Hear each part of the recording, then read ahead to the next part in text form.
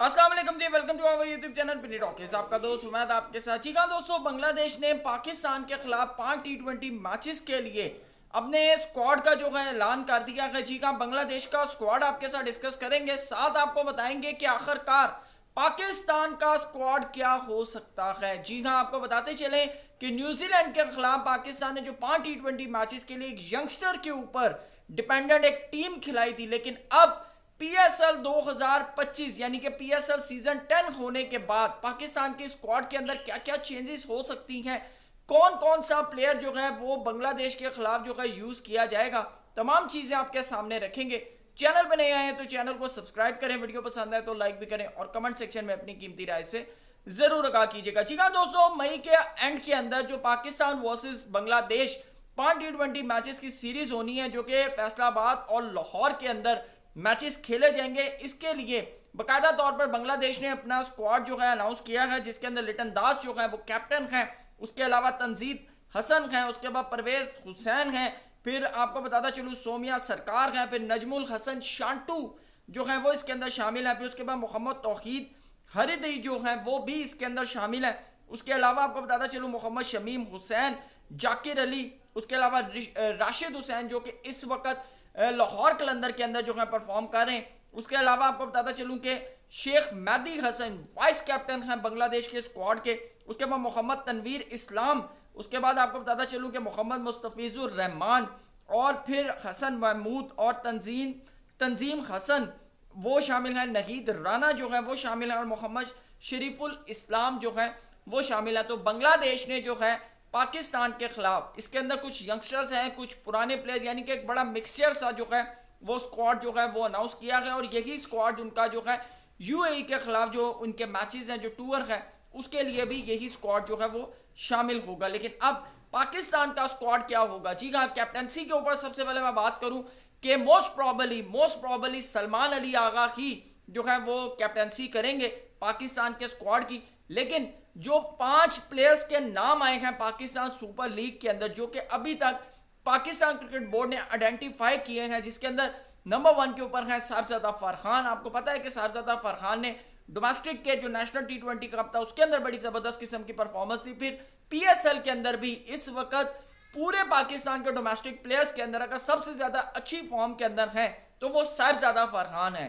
साहिबजादा फरहान को जब भी पाकिस्तान टीम के अंदर मौका मिला है तो वो अपना रंग नहीं जमा सके, लेकिन इस दफा जो है वो उम्मीद की जा रही है कि साहिबजादा फरहान फुल अपने जो है जोबन के साथ जो है वो पाकिस्तान की टीम के अंदर आएंगे। तो साहिबजादा फरहान का नाम जो था वो सामने आया था। उसके बाद हुसैन तलत पेशावर जालमी की तरफ से ये खेलते हैं। जी हाँ, हुसैन तलत को जो था यानी कि फेवरेट जो है कंटेंडर कंसीडर किया जा रहा है कि वो भी पाकिस्तान के स्क्वाड के अंदर होंगे।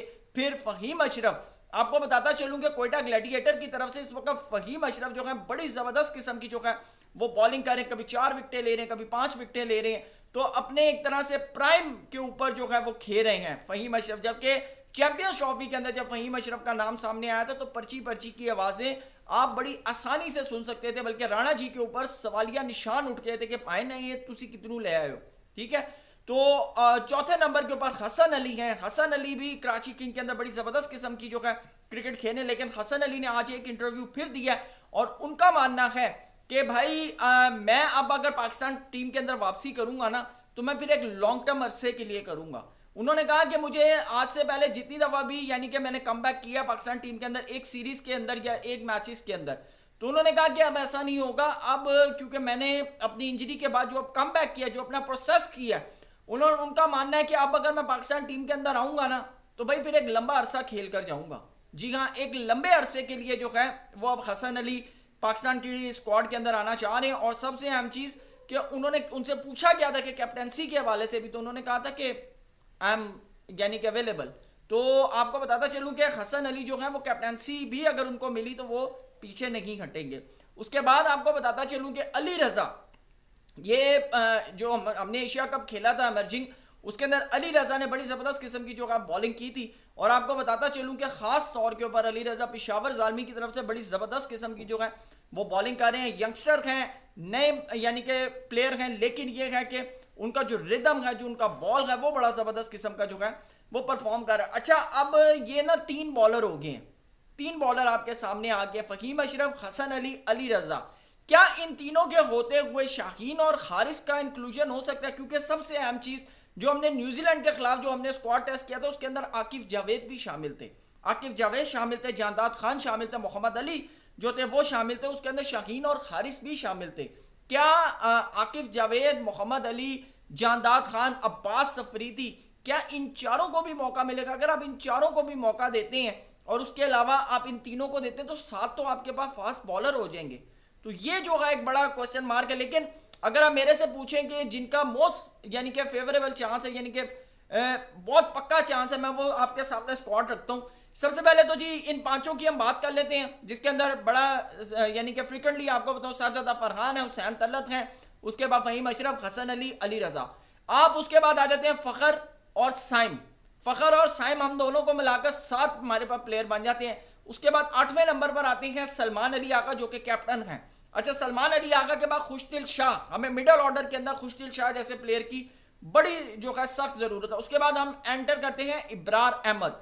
जी हाँ, इब्रार अहमद को अगर हम एंटर करते हैं तो यह हमारे पास लगभग 10 प्लेयर जो हैं वो यहीं पर पूरे हो जाते हैं। उसके बाद हम शाहीन और हारिस को एंटर करते हैं तो हमारे पास 12 लड़के तो यहां पर मौजूद हैं। देखिए, अब अगर हम शाहीन और खास तौर के ऊपर हारिस को अगर हम इंक्लूड करते हैं तो हमारे पास 5 तो पेसर हो जाते हैं, यहां पर 5 पेसर हो जाते हैं। तो क्या हम अब्बास अफरीदी को, आकिफ जावेद को या मोहम्मद अली को या जानदाद खान को, इनमें से किसी को इंक्लूड कर सकते हैं?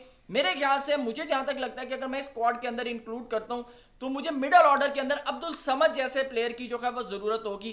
क्योंकि ओपनर तो देखिए हमारे पास ऑलरेडी 3 हो गया। हाँ, मोहम्मद हारिस, सबसे अहम चीज मोहम्मद हारिस, लेकिन मोहम्मद हारिस मिडल ऑर्डर के अंदर खेलेंगे क्योंकि जब उनसे सवाल हुआ था पेशावर जालमी के अंदर कि आप 4थे नंबर पर खेल रहे हैं तो उन्होंने कहा था कि मुझसे पाकिस्तान क्रिकेट बोर्ड ने ये बात मुझे यानी कि T20 स्क्वाड के अंदर एंटर होने से पहले ये बात मुझे कही थी कि जब फ़खर और साइम वापस आएंगे तो आपको मिडल ऑर्डर के अंदर खेलना पड़ेगा। तो इसलिए उन्होंने कहा कि मैं पेशावर जालमी के अंदर भी मिडल ऑर्डर के अंदर जो है वो खेल रहा हूं। तो अगर हम फॉर एग्जांपल फ़खर और साइम या फ़खर और साहबजादा फरहान या साहबजादा फरहान और फ़खर अगर ओपन करते हैं तो 1 डाउन अगर हम सलमान अली आगा को ले लेते हैं। और सबसे अहम चीज़ आपको बताऊं, मैं नाम मिस कर रहा हूँ, हसन नवाज। हसन नवाज जो है वो भी हमारे पास यानी कि एक चॉइस है कि हम उन्हें 1 डाउन मौका देते हैं, 2 डाउन हम सलमान अली आगा को जो है वो चांस देते हैं। फिर हमारे पास 3 डाउन जो है वो आपको बताता चलूं कि मोहम्मद हारिस जो है वो हमारे पास एक बड़ा जबरदस्त किस्म का ऑप्शन आ जाता है। फिर खुशदिल शाह हमारे पास जो है वो एक अपॉर्चुनिटी है। लेकिन फिर शादाब खान भी तो बैठे हैं, तो शादाब खान के हवाले से तो मैं आपको बताता चलूं, मुझे जहां तक लग रहा है कि बांग्लादेश के खिलाफ जो हम सीरीज खेलने जा रहे हैं कि शादाब खान उस सीरीज के कैप्टन ना हो पाकिस्तान की तरफ से। ये भी मैं आपको एक बड़ी जो है जबरदस्त किस्म की अपडेट दे रहा हूं क्योंकि अगर माइक हसन अगर फॉर एग्जांपल पाकिस्तान के कोच होते हैं ना तो मोस्ट प्रॉबली मुझे पता नहीं, मेरा दिल कह रहा है कि शादाब खान जो है वो पाकिस्तान टीम के कैप्टन होंगे। पता नहीं क्यों मुझे एक वाइब सी आ रही है। वैसे तो सलमान अली आगा भी हो सकते हैं क्योंकि इस्लामाबाद यूनाइटेड के अंदर भी वो खेलते हैं। तो बड़ा ना कंफ्यूजन है इस वक्त हमारे पास T20 के अंदर प्लेयर्स का चंक। और आप हैरान कुन तौर पर मेरी बात से हैरान हो रहे होंगे कि मैंने अभी तक रिजवान और बाबर का जिक्र तक नहीं किया, जबकि इस पूरे PSL के अंदर टॉप स्कोरर जो है वो मोहम्मद रिजवान है, लेकिन मैंने रिजवान का अभी तक जिक्र तक नहीं किया। उसके पीछे सबसे बड़ा जो रीजन है कि पाकिस्तान के जो थिंक टैंक हैं, मैं नाम नहीं लूंगा, आप खुद समझ जाइएगा, उनके मुताबिक जो है या अकॉर्डिंग टू हिम के बाबर और रिजवान T20 के प्लेयर ही नहीं है। उनके अकॉर्डिंग यह है कि बाबर और रिजवान T20 के प्लेयर भी नहीं है और उनकी स्क्वाड के अंदर जगह भी नहीं बनती। ठीक है, हालांकि रिजवान जो है टॉप स्कोरर है पाकिस्तान सुपर लीग सीजन 10 के अभी तक। तो यानी कि बड़ी खिचड़ी सी बनी हुई है, समझ नहीं आ रहा कि आप किसको बैठाते हैं और किसको रखते हैं। लेकिन अगर मैं बड़ा एक सिंपल सा अगर स्क्वाड करता हूं ना, पिछले स्क्वाड के अंदर या न्यूजीलैंड का जो स्क्वाड उसके अंदर अगर मैं थोड़ी सी बहुत चेंजेस करता हूं तो 15 लड़के तो हमारे यहां पर पूरे हो जाते हैं। देखिए, अब्दुल समद को हम एंटर करते हैं, हसन नवाज को एंटर करते हैं, तो 14 तो ये हो गया। फिर एक लड़का है आपके पास, वो आप फॉर एग्जांपल स्पिनर के तौर पर तो हमारे पास ऑलरेडी ऑप्शन हो चुके, सलमान अली आ गए, साम अयूब है, उसके अलावा खुशदिल शाह हैं, फिर इब्रार अहमद, 4 तो हमारे पास स्पिनर हो जाते हैं। तो हमारे पास यानी कि स्पिनर्स का भी एक बहुत ज़्यादा चंक आ जाता है। हमारे पास मिडल ऑर्डर के अंदर जो है अब्दुल समद आ जाते हैं, खुशदिल शाह आ जाते हैं, मोहम्मद हारिस आ जाते हैं, सलमान अली आगा खुद आ जाते हैं। और अगर मैं शादाब खान को एंटर करता हूँ तो हमारा 15 का स्क्वाड जो है वो पूरा हो जाता है। बाकी आपके मुताबिक कौन सा लड़का है जिसकी पाकिस्तान सुपर लीग से अच्छी परफॉर्मेंस के ऊपर पाकिस्तान टीम के अंदर जगह बन सकती है, या हमारी सिलेक्टर्स जो हैं वो उसके ऊपर अपना नजर करम कर सकते हैं, कमेंट सेक्शन में जरूर बताइएगा। Thank you so much. अल्लाह हाफिज़।